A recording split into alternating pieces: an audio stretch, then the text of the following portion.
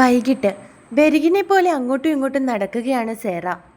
ഇടയ്ക്കിടയ്ക്ക് ക്ലോക്കിൽ സമയവും നോക്കുന്നുണ്ട്. ക്രിസ്റ്റി വരാനാകുന്ന സമയമാകും തോറും അവൾക്ക് വയറ്റിൽ വെപ്രാളം തോന്നി. ഇനി നീ അങ്ങോട്ടും ഇങ്ങോട്ടും ഇങ്ങനെ നടന്നിട്ട് എന്താ കാര്യം സേറ? അവൻ നിന്നോട് പറഞ്ഞതല്ലേ മുടി വെട്ടാൻ പോകണ്ടാന്ന്? അത് കേൾക്കാതെ അവനെ സോപ്പിട്ട് പോയി മൊത്തം വെട്ടിക്കൊണ്ട് വന്നിട്ട് ഇപ്പൊ കിടന്ന് ടെൻഷൻ അടിച്ചിട്ട് എന്താ കാര്യം? അവളുടെ മമ്മി അവളുടെ വെപ്രാളവും പരവേശവും കണ്ടുകൊണ്ട് പറഞ്ഞു. എൻ്റെ പൊന്നു മമ്മി ഒന്ന് മിണ്ടാതിരിക്കാവോ? ബാക്കിയുള്ളവര് ഇവിടെ എങ്ങനെ ഒന്ന് പറഞ്ഞു മനസ്സിലാക്കിക്കാന്ന് ടെൻഷൻ അടിച്ചിരിക്കുമ്പോഴാ മമ്മിയുടെ ശവത്തി കുത്തിക്കൊണ്ടുള്ള ഈ സംസാരം. അവൾ തിരികെ അവരോട് പറഞ്ഞു. ഞാനൊന്നും പറയാൻ വരുന്നില്ല, നീ തന്നെയാ ഇതെല്ലാം വരുത്തി വെച്ചത്. നല്ലൊരു മുടിയായിരുന്നു. അവർ അവളുടെ മുഖത്തേക്ക് നോക്കി പറഞ്ഞു. ഊവ്, നല്ല മുടിയായിരുന്നു, സ്പ്രിങ് പോലെ കിടക്കുന്നത്. അവൾ തിരികെ അവരോട് മറുപടി പറഞ്ഞു. എന്തായിരുന്നു നിന്റെ മുടിക്ക് കുഴപ്പം? ആ സ്പ്രിങ് പോലെ കിടക്കുന്ന മുടിയല്ലേ നീ ഇത്രയും നാൾ ഉപയോഗിച്ചത്? അതുവരെ നിനക്കൊരു കുഴപ്പമില്ലായിരുന്നല്ലോ. അവർ വീണ്ടും അവളോട് പറഞ്ഞതും അവൾക്കാണെങ്കിൽ ആകെ എല്ലാം കൂടി ദേഷ്യം വന്നു. മമ്മി ഒന്നും മിണ്ടാതെ പോകാവോ? എന്താണെന്ന് വെച്ചാൽ ഞാൻ ചെയ്തോളാം. ടെൻഷൻ അടിച്ചിരിക്കുന്ന ഒരാളുടെ അടുത്ത് വന്ന് ഇങ്ങനെ കുത്തി കുത്തി പറയരുത്. അവൾ തിരികെ അവരോട് പറഞ്ഞതും അവർ പിന്നെ അവളോട് ഒന്നും മിണ്ടിയില്ല. അപ്പോഴേക്കും പുറത്തൊരു കാറ് വന്ന് നിൽക്കുന്ന സൗണ്ട് കേട്ടിരുന്നു. അയ്യോ, ഇച്ചായൻ! അവൾ നെഞ്ചിൽ കൈവച്ചുകൊണ്ട് പറഞ്ഞു. ഇനി ഇവിടെ നിന്നാൽ ശരിയാവില്ല, ഞാൻ എന്താന്ന് വെച്ചാൽ റൂമിൽ പോയി വാങ്ങിച്ചോളാം. അതും പറഞ്ഞ് അവൻ അകത്തേക്ക് കയറുന്നതിന് മുൻപേ തന്നെ അവൾ റൂമിലേക്ക് പോയി. സേറ പോയിട്ട് വന്നില്ലേ മമ്മി? തിരിച്ചു വരുമ്പോൾ ഓഫീസിൽ കയറാന്ന് അവൾ പറഞ്ഞത്. ക്രിസ്റ്റി അകത്തേക്ക് കയറി വന്നതും അവളുടെ മമ്മിയെ കണ്ട് സംശയത്തോട് ചോദിച്ചു. അവൾ ഉച്ച കഴിഞ്ഞപ്പോഴേക്കും വന്നു മോനെ. അവർ മറുപടിയും പറഞ്ഞു. ആണോ? എന്നിട്ട് അവൾ എവിടെ? സാധാരണ ഹാളിൽ തന്നെ കാണേണ്ടതാണല്ലോ. അവൻ സംശയത്തോടെ വീണ്ടും അവരോട് ചോദിച്ചു. അവള് റൂമിലുണ്ട്. അവർ അവന്റെ മുഖത്തേക്ക് നോക്കി മറുപടി പറഞ്ഞു. മോനെ. അവൻ റൂമിലേക്ക് പോകാൻ സ്റ്റെപ്പ് കയറാൻ പോയതും അവളുടെ മമ്മി പുറകിൽ നിന്നും വിളിച്ചു. എന്താ മമ്മി? അവൻ സംശയത്തോട് ചോദിച്ചു. അത് മോനെ, അവൾ മുടി വെട്ടിയത് കുറച്ച് കൂടിപ്പോയി. മോനവളെ വഴക്കൊന്നും പറയരുത്. ഇത്രയും നേരം അവളെ ടെൻഷൻ അടിച്ച് അങ്ങോട്ടും ഇങ്ങോട്ടും നടക്കുകയായിരുന്നു. നീ എന്തു പറയുന്നു വിചാരിച്ച്? അവർ അവന്റെ മുഖത്തേക്ക് നോക്കി പറഞ്ഞതും അവന്റെ മുഖം മാറി. അവനതിന് മറുപടി ഒന്നും പറയാതെ മുകളിലേക്ക് കയറിപ്പോയി. എന്തു പറ്റി? പുറകിൽ കയറി വന്ന അവളുടെ പപ്പ അവരെ നോക്കി ചോദിച്ചു. അവരെ കാര്യങ്ങളൊക്കെ അയാളോടും പറഞ്ഞു. അവളിപ്പോൾ എന്തിനാ മുടിവെട്ടാൻ പോയത്? നല്ല സ്ഥലത്ത് വല്ലതും പോയി വെട്ടിയാൽ പോരായിരുന്നോ? അയാൾ സംശയത്തോട് ചോദിച്ചു. ഇവിടുത്തെ ഫേമസ് ബ്യൂട്ടി പാർലറിൽ തന്നെ അവൾ പോയത്. പക്ഷേ വെട്ടിയ പെണ്ണെന്തോ നേപ്പാളിയോ മറ്റോ ആയിരുന്നു. പറഞ്ഞു കൊടുത്തപ്പോൾ ഇങ്ങനെയായി പോയെന്നോ എന്തൊക്കെയോ പറയുന്നത് കേട്ടു. എന്തായാലും വന്നപ്പോൾ മുതൽ വിഷമിച്ചാ വന്നത്. ഇത്രയും നേരം ഇവിടെ തന്നെ ഇരിക്കുകയായിരുന്നു. ഉച്ചയ്ക്ക് ഒരു ജ്യൂസ് മാത്രമാണ് കുടിച്ചത്. ചോറുണ്ണാൻ എത്ര പറഞ്ഞിട്ടും അവൾ കേട്ടില്ല. അവർ അയാളെ നോക്കി പറഞ്ഞു. അത് സാരമില്ല, മുടിയല്ലേ, വളർന്നു വന്നോളൂല്ലോ. അതിനിങ്ങനെ വിഷമിക്കേണ്ട കാര്യമൊന്നുമില്ല. ഫ്രാൻസിസ് അവരെ നോക്കി തിരികെ പറഞ്ഞു. ആണ്, പക്ഷെ ക്രിസ്റ്റിക്ക് ഒട്ടും ഇഷ്ടമല്ലായിരുന്നു അവൾ മുടി വെട്ടുന്നത്. രാവിലെ മുതൽ അവൻ്റെ കാല് പിടിച്ച് അവനെ കൊണ്ട് സമ്മതിപ്പിച്ചെടുത്തിട്ടാ മിത്രയുടെ കൂടെ ബ്യൂട്ടി പാർലറിൽ പോയത്. അതിപ്പോൾ ഇങ്ങനെയും കൂടിയായി. ക്രിസ്റ്റി ഇത് കാണുമ്പോൾ എങ്ങനെയാ പ്രതികരിക്കുന്നതെന്നുള്ള പേടിയാണ് അവൾക്ക്. അവർ അയാളുടെ മുഖത്തേക്ക് നോക്കി പറഞ്ഞു. ഏയ്, അത് സാരമില്ല, കുട്ടികളുടെ പ്രശ്നം അവർ തന്നെ തീർത്തോളും.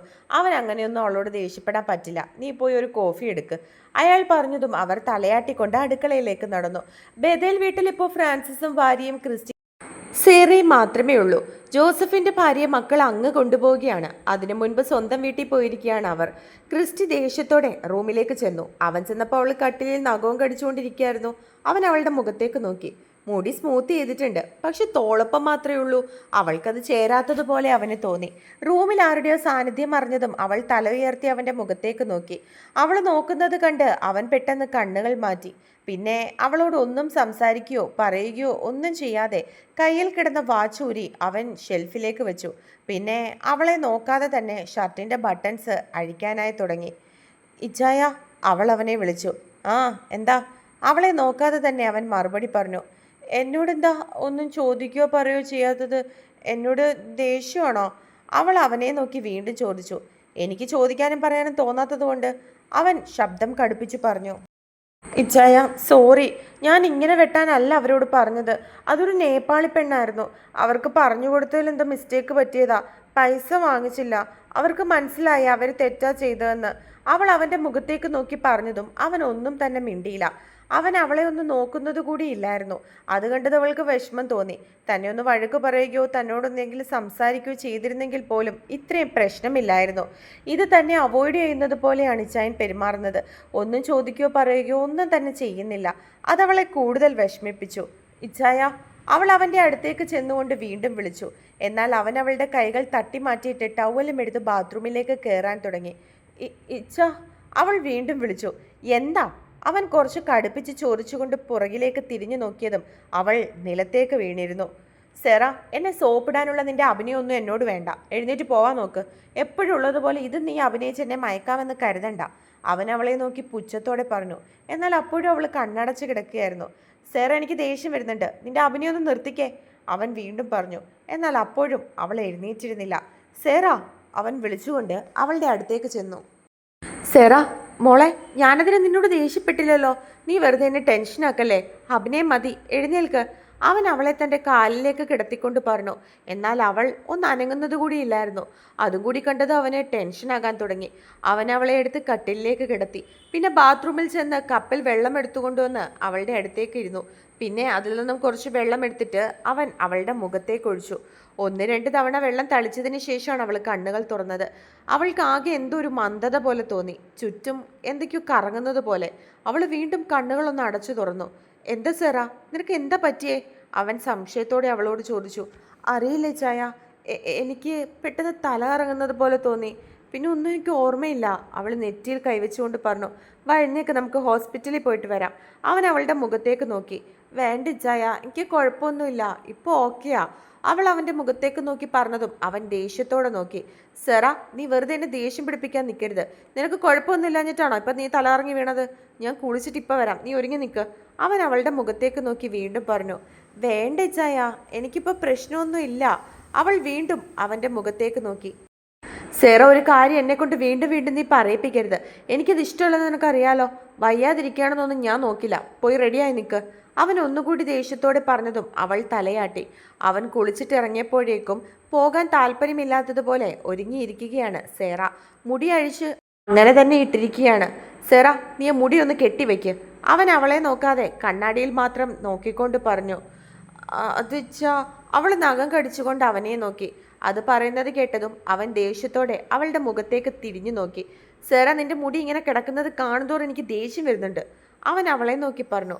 അതിച്ചായ, ഇന്ന് സ്മൂത്ത് ചെയ്ത മുടിയല്ലേ, കെട്ടിവെച്ച അവിടെ ചുളുക്ക് വീഴും. മറ്റന്നാൾ കല്യാണം കഴിഞ്ഞിട്ട് ഞാൻ എന്ത് വേണേലും ചെയ്തോളാം.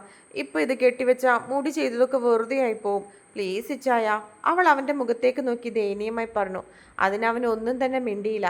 അവനും റെഡിയായിട്ട് ഇറങ്ങിയതും അവൻ അവളെ കൊണ്ട് താഴേക്ക് നടന്നു. ഈ സന്ധ്യയ്ക്ക് നിങ്ങൾ രണ്ടുപേരും കൂടി എവിടെ പോവാ? അവർ താഴേക്ക് ഇറങ്ങിച്ചെന്നതും കോഫി കുടിച്ചുകൊണ്ടിരിക്കുകയായിരുന്ന അവളുടെ പപ്പ അവരെ രണ്ടുപേരെയും നോക്കി ചോദിച്ചു. അതെങ്കിൽ ഇവളൊന്ന് തലയിറങ്ങി വീണു, ഞാൻ ഇവളെ ഹോസ്പിറ്റലിൽ വരെ ഒന്ന് കൊണ്ടുപോയിട്ട് വരാം, അവൻ അയാളെ നോക്കി പറഞ്ഞതും അയാൾ സംശയത്തോടെ സേറയുടെ മുഖത്തേക്ക് നോക്കി. എന്താ മോളെ, വയ്യായിക വല്ലതും ഉണ്ടോ? പനിയാണോ നിനക്ക്? അയാൾ സംശയത്തോട് ചോദിച്ചു. അറിയില്ല പപ്പേ, പെട്ടെന്ന് തല ചുറ്റുന്നത് പോലെ തോന്നി. ഇപ്പം എനിക്ക് പ്രശ്നമൊന്നുമില്ല, പക്ഷെ പറഞ്ഞിട്ട് ഇച്ചാൻ കേൾക്കുന്നില്ല. എനിക്ക് തോന്നുന്നത് ഇന്ന് ഉച്ചയ്ക്ക് വെയിലൊക്കെ കൊണ്ടില്ലേ, ചിലപ്പോൾ അതുകൊണ്ടായിരിക്കും എന്നാ, അവൾ അയാളുടെ മുഖത്തേക്ക് നോക്കി പറഞ്ഞു. അപ്പോഴേക്കും അവളുടെ മമ്മിയും അങ്ങോട്ടേക്ക് ഇറങ്ങി വന്നു. അല്ല, നിങ്ങൾ രണ്ടുപേരും കൂടി ഇതെവിടെ പോവാ? അവരും സംശയത്തോട് ചോദിച്ചു. ക്രിസ്റ്റി അവരോടും കാര്യം അവതരിപ്പിച്ചു. എന്തായാലും ഇറങ്ങിയതല്ലേ, ഒന്ന് ഹോസ്പിറ്റലിൽ പോയിട്ട് വാ, അവൻ പറയുന്നത് കേട്ടതും അവർ അവരുടെ മുഖത്തേക്ക് നോക്കി പറഞ്ഞു. അതിന് മോക്കിപ്പോൾ കുഴപ്പമൊന്നുമില്ലല്ലോ. അവൾ പറഞ്ഞതുപോലെ ചിലപ്പോൾ ഉച്ചയ്ക്ക് പോയിട്ട് വന്നപ്പോൾ വെയിലൊക്കെ കൊണ്ടതിൻ്റെ ആയിരിക്കും തലകറക്കം. തന്നെയല്ല, മുടി വെട്ടിയതുകൊണ്ട് ക്രിസ്റ്റിയെ പേടിച്ച് ഉച്ചയ്ക്ക് ആഹാരം പോലും കഴിക്കാതെ ടെൻഷൻ അടിച്ചിരിക്കുകയല്ലായിരുന്നോ? അതിൻ്റെയൊക്കെ ആയിരിക്കും ഇത്. അത് കേട്ടതും അവളുടെ പപ്പ അവരെ നോക്കി പറഞ്ഞു. അത് സാരമില്ല ചായ, എന്തായാലും അവർ ഒരുങ്ങിയിറങ്ങിയതല്ലേ, പോയി നോക്കിയിട്ട് വരട്ടെ, അവളുടെ മമ്മി പറഞ്ഞതും പിന്നെ അയാൾ ഒന്നും പറയാൻ പോയില്ല. ക്രിസ്റ്റി അവരോട് രണ്ടുപേരോടും യാത്ര പറഞ്ഞിട്ട് അവളെയും കൂട്ടി അവിടെ നിന്നും ഇറങ്ങി. അച്ചായ, എനിക്ക് തോന്നുന്നത് നമ്മുടെ മോള് പ്രഗ്നൻ്റ് ആണെന്നാ, അവർ ചിരിച്ചുകൊണ്ട് അയാളുടെ മുഖത്തേക്ക് നോക്കി പറഞ്ഞതും അയാൾ ആണോ എന്നുള്ള അർത്ഥത്തിൽ അവരെ നോക്കി. അല്ല, എനിക്ക് കറക്റ്റ് അറിയില്ല, ഞാൻ എൻ്റെ ഒരു സംശയം പറഞ്ഞതാ, അതുകൊണ്ടാണ് ഞാൻ പിന്നെയും പറഞ്ഞത് ഹോസ്പിറ്റലിൽ പോയി നോക്കിയിട്ട് വരാൻ, അതാകുമ്പോൾ കൺഫേം ചെയ്യാലോ, അവർ അയാളെ നോക്കി പറഞ്ഞതും അയാളും പുഞ്ചിരിച്ചു. അങ്ങനെ അയാൾ മതിയായിരുന്നു അല്ലേ, ഇവിടെ ഒരു അനക്കമൊക്കെ വന്നേനെ, അയാൾ സംശയത്തോടെ അവരെ നോക്കി പറഞ്ഞതും അവരും ചിരിയോടെ തലയാട്ടി.